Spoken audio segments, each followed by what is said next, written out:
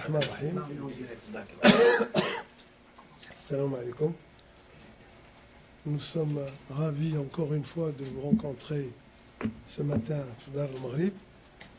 Et aujourd'hui, nous avons le plaisir de vous présenter, oui c'est correct, un travail que beaucoup de gens ne connaissent pas et qui est dû à l'initiative de l'IRCAM, l'Institut Royal de la Culture Amazigh, qui a été créé en 2001. Donc ça fait 18 ans que cet institut existe. Il fait un travail remarquable pour la connaissance de la culture immatérielle et de la culture matérielle, de toutes les expressions artistiques amazighes. Et tout à l'heure, quelqu'un me disait à l'entrée qu'il était ravi d'être là parce qu'on n'a pas parlé aussi du cinéma amazigh. Et c'est Moujahid qui est un des spécialistes de la culture amazigh et qui a travaillé à l'élaboration de ces deux livres que vous voyez ici, avec l'IRCAM et monsieur le recteur Si Ahmed Boukous et Sidri Sazdoud, qui ont fait un travail de plusieurs années pour essayer de sortir des livres montrant cette diversité de la culture amazigh qui est, comme vous le savez tous, la plus ancienne. Et je voudrais aussi remercier c'est Jafar Debar de nous avoir offert le gîte et de nous avoir invités à cette manifestation qui, j'espère, aura des échos positifs à travers nos compatriotes maîtrisant la langue amazigh. Et je passe sans plus tarder la parole à Seyed Hussein Moujahid. Alors on me dit que l'événement est en direct sur la page Facebook, alors tenez-vous bien et surtout souriez. Voilà, et je passe tout de suite la parole à Seyed Hussein Moujahid, secrétaire général de cette honorable institution et qui a précédé les événements parce que sa création était en 2001 et la dernière constitution de 2011 a donné toutes ces lettres de noblesse à cette langue que nous chérissons tous. Merci.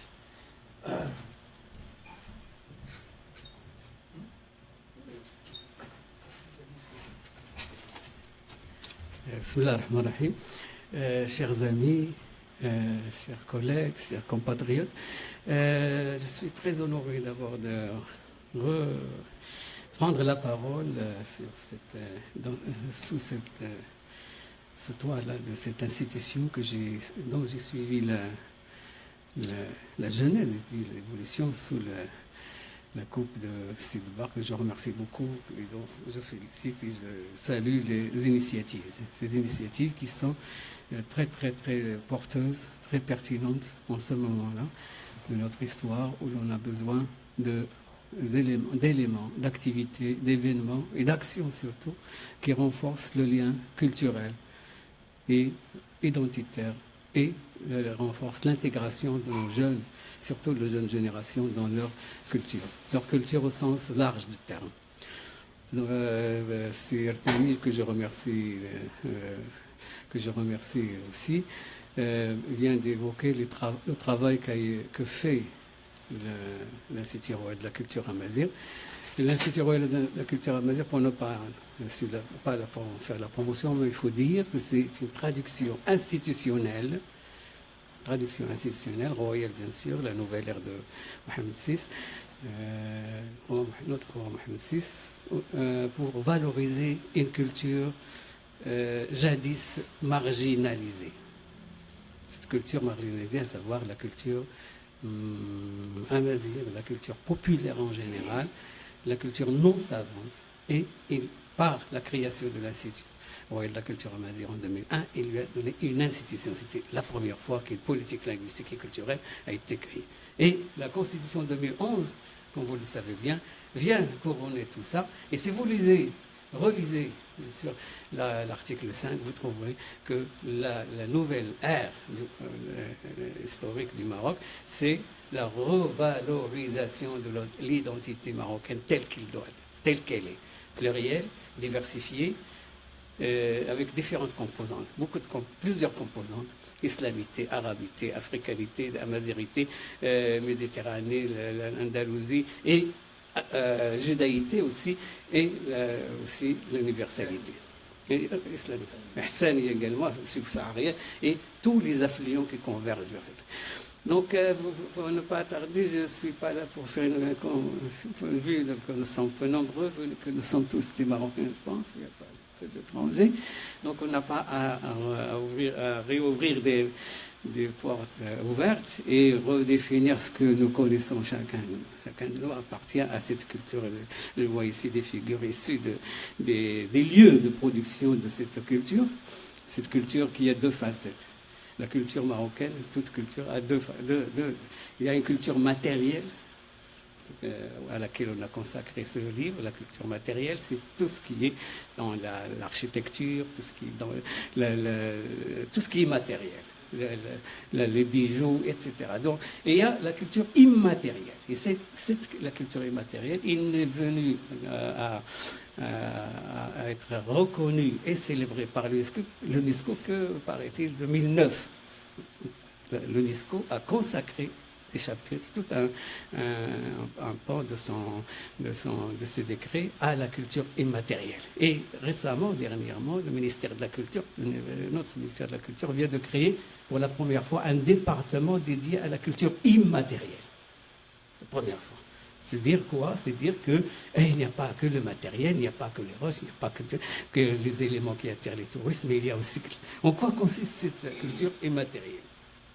C'est, comme il a défini l'UNESCO, et comme c'est retenu aussi dans le discours de Sa Majesté, en lui donnant ses lettres de noblesse. C'est tout ce qui est produit par les trésors humains. Ça aussi, c'est un concept nouveau. Les trésors humains, c'est-à-dire les artisans, les chanteurs, les conteurs, les ancêtres, tout ce qui permet de perpétuer la personnalité marocaine. L'art culinaire, la musique, les danses, etc.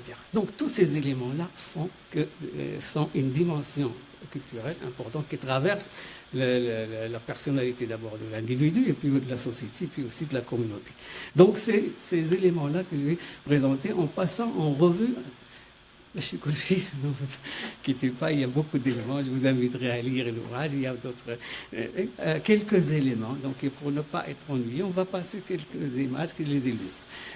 Si on parle de la culture immatérielle, on peut en citer une vingtaine d'éléments.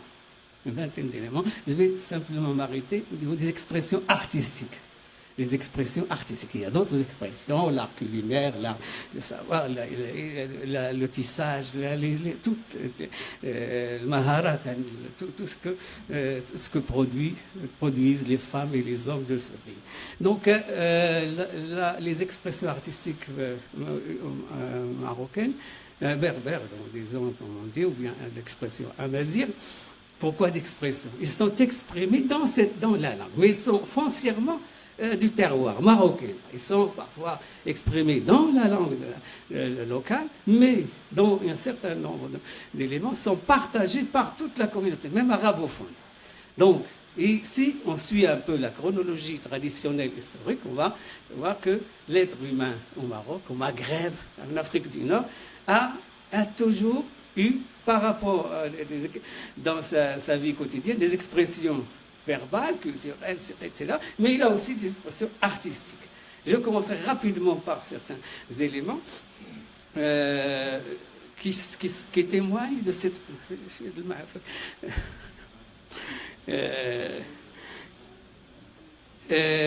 qui témoignent de l'ancienneté, vraiment l'ancienneté, de le sens artistique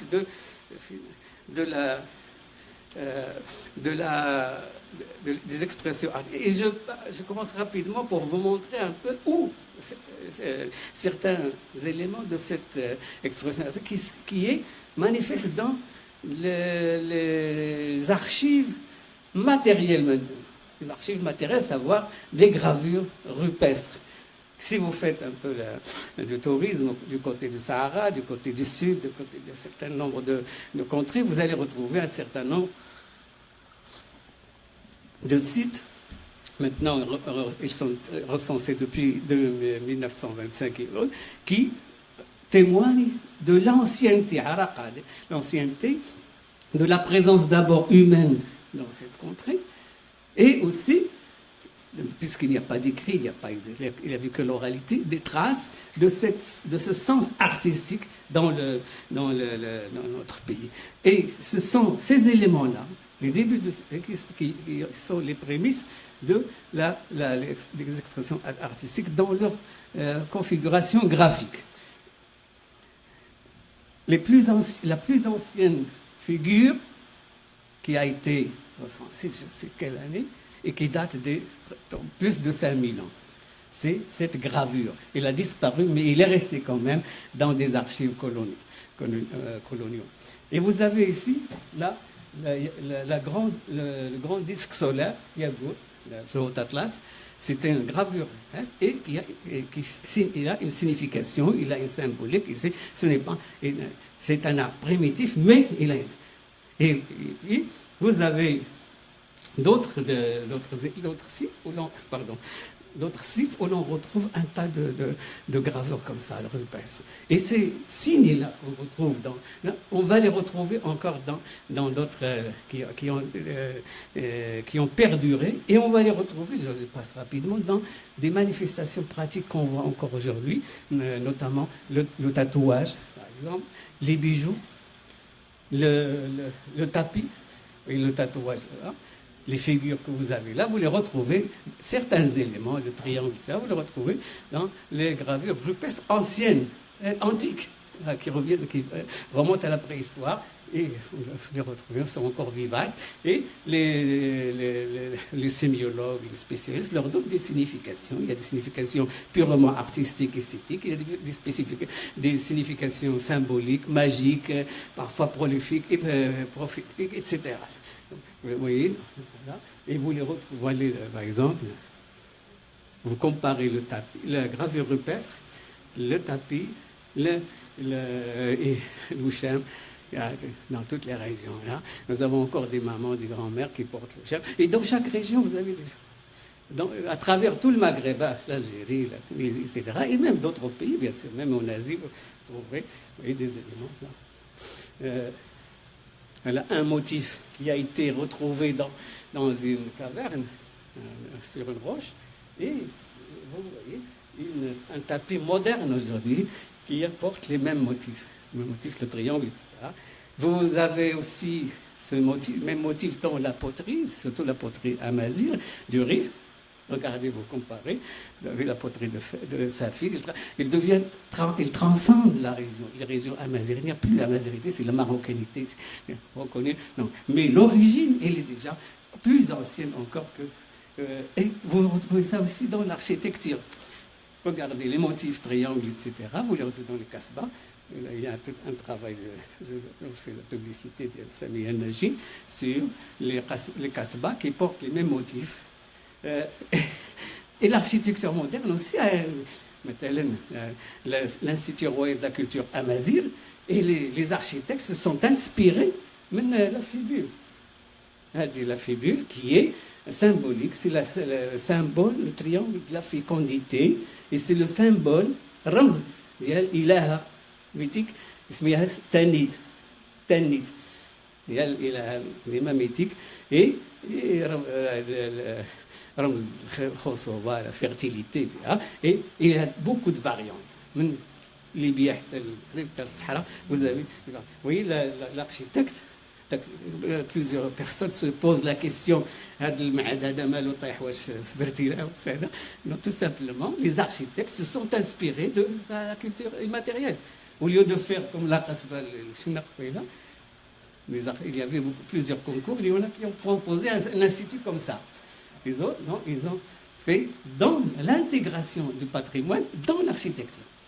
Et vous avez, plus récent, ces mêmes motifs, ces mêmes arts ont intégré la peinture, les arts plastiques. Là, vous reconnaissez Belkahia, qui a intégré les mêmes motifs.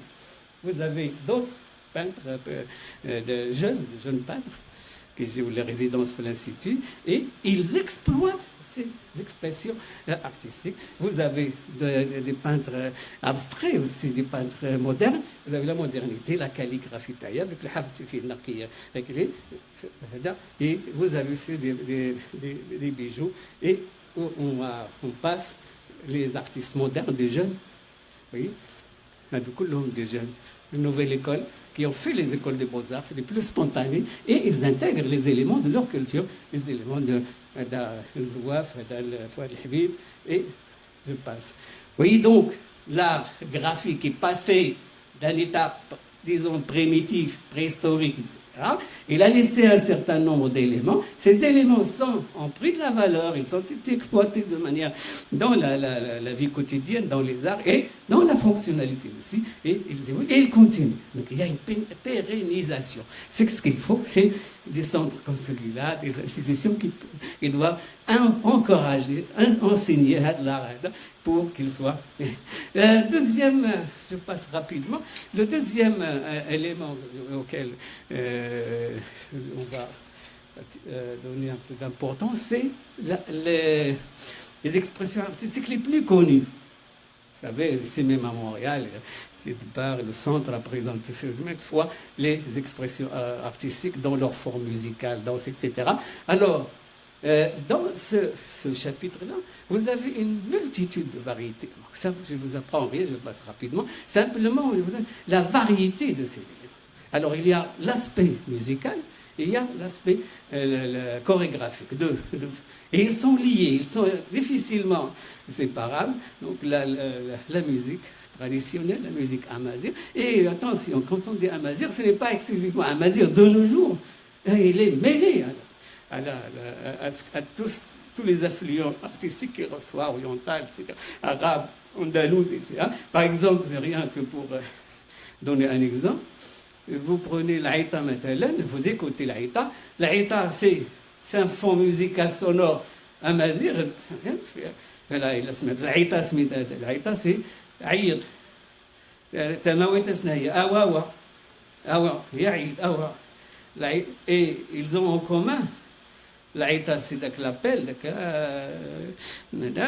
Tamawit. Vous savez, Tamawit, c'est là. Ou Tamazir, c'est Shlhit. Et vous les comparez, vous avez. Et qu'est-ce qu'ils chantent? La langue.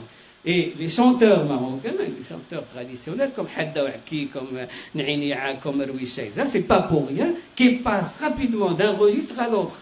Hadda Ouaki, il a célébré plus l'Aïta que Tamazir. Et Rouisha, c'est quelqu'un qui a deux facettes. C'est Rouisha, le marocain. Mais l'Ahm, il est amazigh. Le kalimat ou les thèmes, c'est marocain et arabe.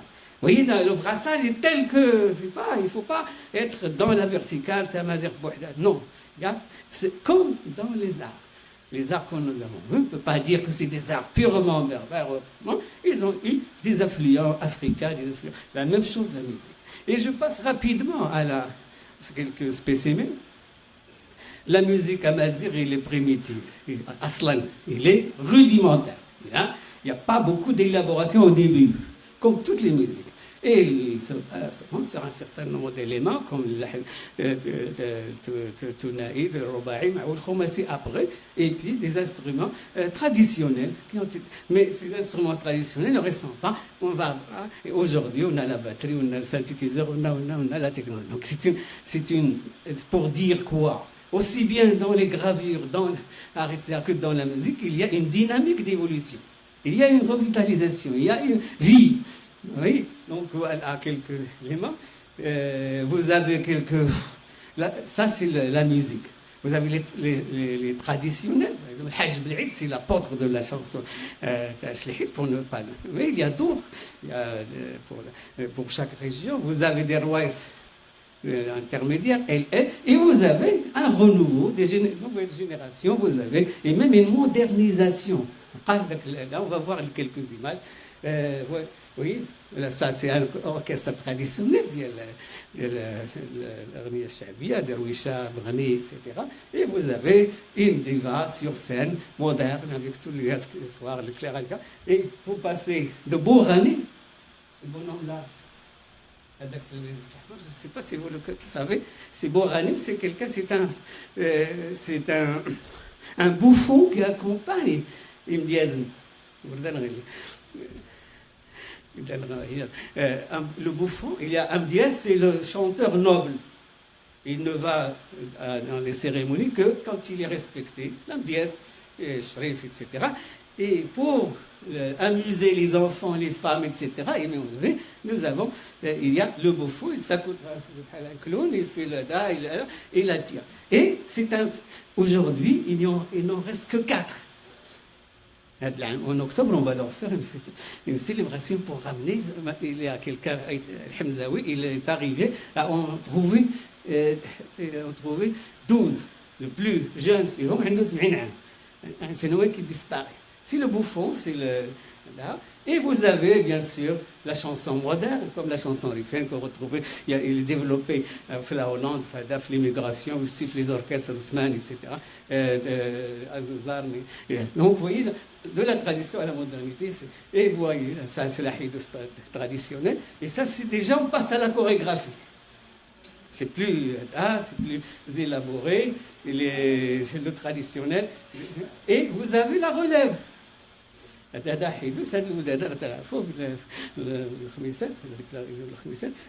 C'est un grand maître. Et lui, quand il fait, c'est un monsieur il est كيسير الفرقة أعلم.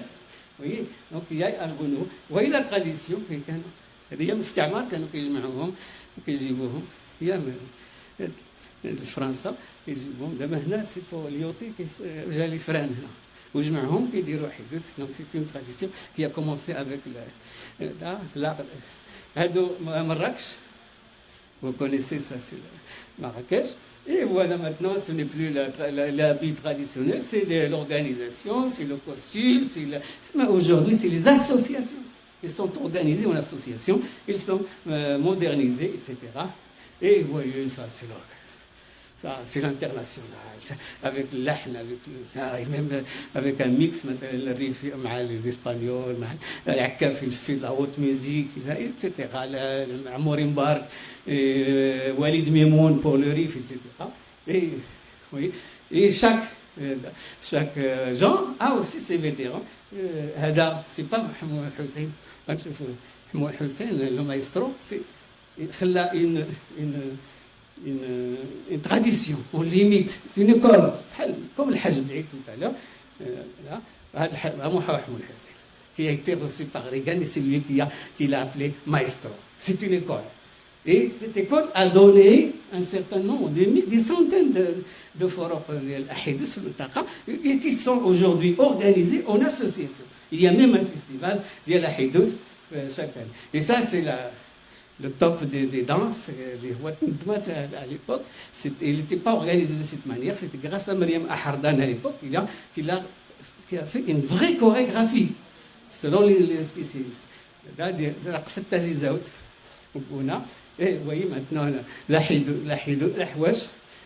n'est plus un rare ou la place publique, il est maintenant la scène, il s'habille bien, il s'habille correctement. Ce n'est plus la Houache du village qui continue.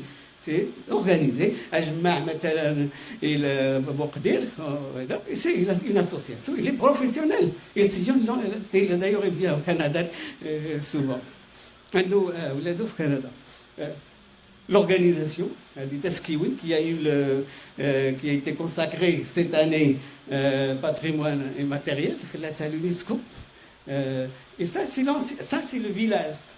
Donc, c'est le village. Adonat,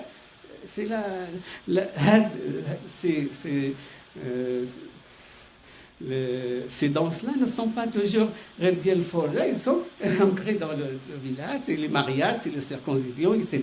Ils font partie de la vie quotidienne. Et c'est un truc collectif, ce n'est pas professionnel.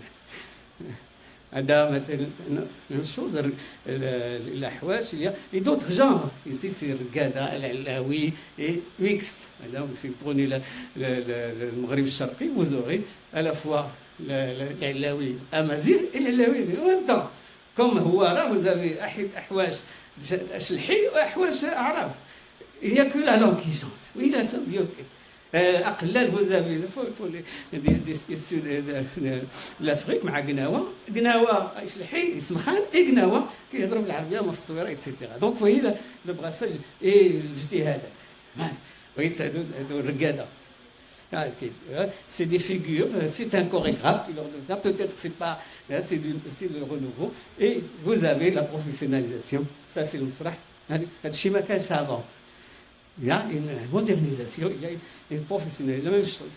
Vous voyez le Hajj Bl'Aïd et vous voyez Tachinoït aujourd'hui, c'est différent, il y a une évolution. L'esthétique, c'est plus, c'est ma page d'accès, comme on le sait, vous voyez là, la chorégraphie.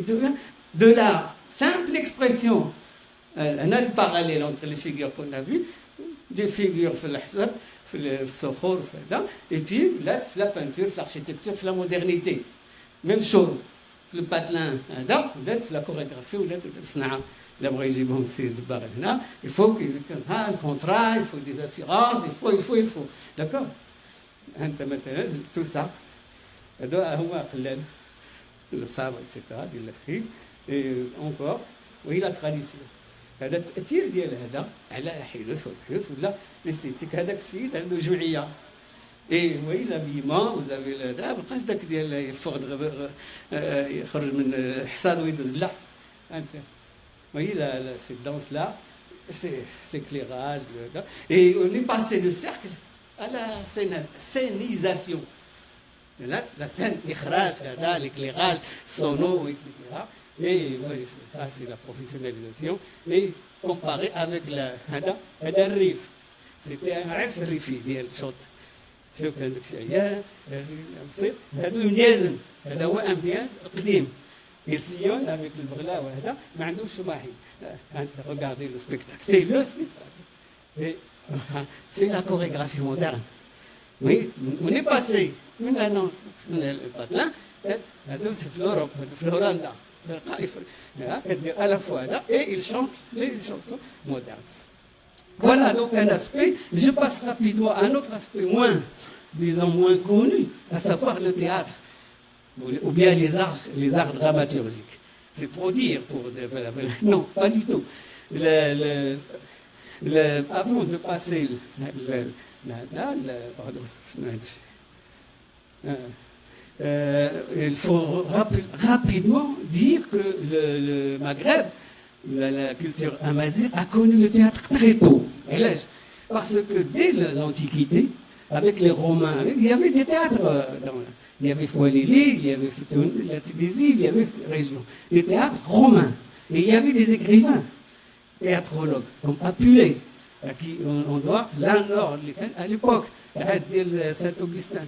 Et donc, le forgeat était déjà connu. Et puis, au niveau de la société, on a un certain nombre d'activités qui se rapprochent de théâtre. Qui est transformé aujourd'hui. On a un vrai festival. Un vrai primitif, et puis nous avons un siyah. Le siyah, c'est l'homme qui fait rire في الحلاقي في مراكش طور هذاك الشيء دابا ولا السياح كيمشي لهذا ولا بحال جمال الدبوز ولا غيره ولا هذا ولا عندنا اسلان ولا عندنا في الريف ولا عندنا هذا. Ils sont passés de théâtre comique individuel du village etc. ديال الفرجات السوق ديال المعيشي حتى لا professionnalisation. Il y a un parallèle. Donc je passe rapidement au théâtre. Aujourd'hui, il y a beaucoup grâce au travail qui a été fait par l'ERCAM avec les associations, il y a eu de plus en plus d'associations théâtrales. La convention qui a été signée hier avec avec le وزارة ديال الهجرة مع السي بن عتيق تسنات البارح من بين les objectifs ديالها encourager les tournées ديال هاد les théâtrales, parmi les encourager ماديا ومعنويا et encourager les voilà. Donc voilà des spécimens de qui n'ont rien à envier le théâtre moderne, la français ou l'arabe ou la هادو كلهم باش ما درت السميه ديالهم باش ما نقدرش نكملوا لان غادي يتقلقوا. Oui, ça c'est du théâtre. Et il y a du théâtre folklorique, théâtre comique, théâtre absurde, le théâtre la même. Ce sont des jeunes qui sont passés par les écoles de théâtre. دازو الصديقي دازو هذا وداروا معاد وداروا il y en a qui travaillent ici surtout en Hollande الكتاب. Oui, voilà des exemples de pièces et même des مهرجانات. C'est le plus مهرجانات, des compétitions, des prix. المعاد كينظم مهرجان لا كيديروا دي اقامات فنيه. Oui, rien qu'à voir les feux, vous voyez, c'est la différence. L'absurde, l'hybride, l'onirique, ceux qui connaissent le théâtre, ils peuvent deviner quel genre. L'absurde, dit Camille, je crois. C'est un idéal. Et enfin, le dernier élément, voilà le cinéma. Le cinéma est un art nouveau pour tout le monde. Eh bien, le cinéma marocain est traversé par l'expression amazigh depuis longtemps. Depuis la création du cinéma, si vous prenez les premiers films des années 30, et il y en a beaucoup de films ont été filmés dans les régions amazighnophones, dans les montagnes, et il y a toujours un élément amazigh là-dedans. Et puis, la culture amazigh a inspiré par la suite des écrivains marocains comme Tahar Boujelloun, comme Khatib Yassine, dont les œuvres ont été transformées en film. Donc, l'expression amazigh a traversé aussi l'évolution, accompagné l'évolution du cinéma marocain. Nous avons ici des cinéastes, ils sont partis, ils peuvent le témoigner. Pardon. Voilà des films. L'un des premiers films, la filmographie amazigh maintenant, il a commencé avec la vidéo. La vidéo, d'Aboud Founas, tout le monde connaît. Le premier long métrage, mais sur vidéo. C'est timide, le CD.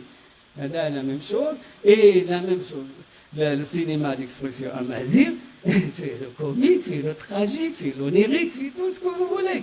Fait le policier aujourd'hui, fait la fiction. Et voilà quelques spécimens pour terminer. Voilà le comique, c'est fort comique, le social, la critique sociale, le politique, etc.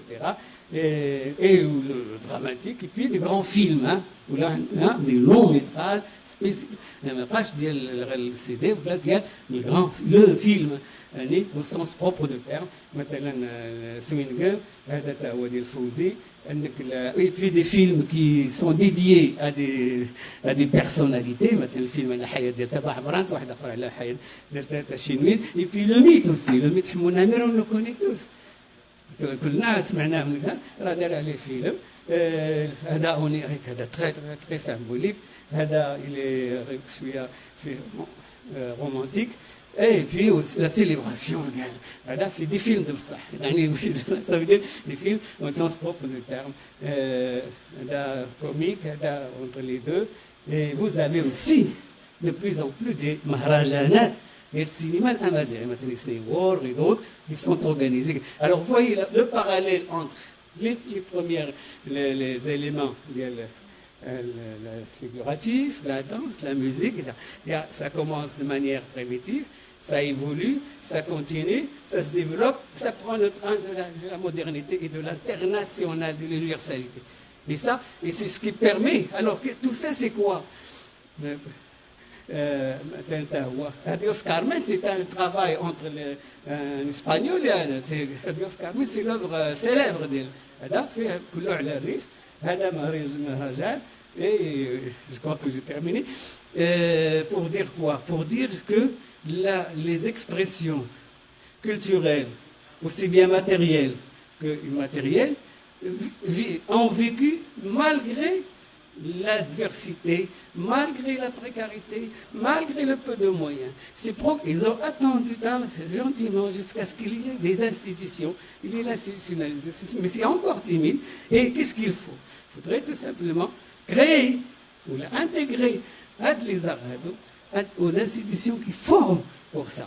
Les institutions de culture, les institutions de cinéma, les institutions... Ça a commencé, hein? Mais il y a plusieurs des institutions et il faut que l'école suive. C'est à l'école que l'enfant يحل المطالعة وما يبقاش غير لا عرفنا الدبكة وعرفنا هذا قبل نعرفوا بأنه كاين العلاوي بأنه حيد ما كنتش كنعرف حيد كنعرف غير حوايج. ثلاثة سي لا ميم شوز mais personne ne nous a dit à l'école. Et on peut sortir jusqu'à la fin qu'on a fait. Et quand on aura grandi, je regarde des expressions avec un regard exotique, méprisant. Donc, alors qu'est-ce qu'il faut faire? Il faut faire une révision de la politique culturelle, de la promotion des aspects de la culture marocaine dans ça. La culture amazigh, ce n'est qu'un pan de la culture. Ce que je dis là, il est sous-tendu par la conception que nous avons de l'identité culturelle marocaine qui est plurielle et diversifiée, et interactive, et vivante, et dynamique, elle n'est pas statique. Il n'est pas stérile et il porte des valeurs aussi bien négatives que des valeurs positives. Et ce sont les valeurs positives qu'il faudrait développer. La culture amazigh, la culture amazigh فيها des choses, فيها تيويزي mais فيها par exemple المرأة مهمشة شوية فيها واحد العدد من القيم. Donc prendre ce qui est important et aussi utiliser tout ce que apporte la culture immatérielle. J'ai pas oublié, mais il y a aussi, on peut intégrer le conte, on peut intégrer les proverbes, on peut intégrer tout ce que pourrait capter la littérature, l'école, etc., pour construire le citoyen de demain. Le citoyen fier de sa culture. Et si vous la comparez avec la culture occitane ou la culture, parfois, il y a des pays qui n'ont pas cette richesse, cette diversité. Et je vous remercie de votre patience.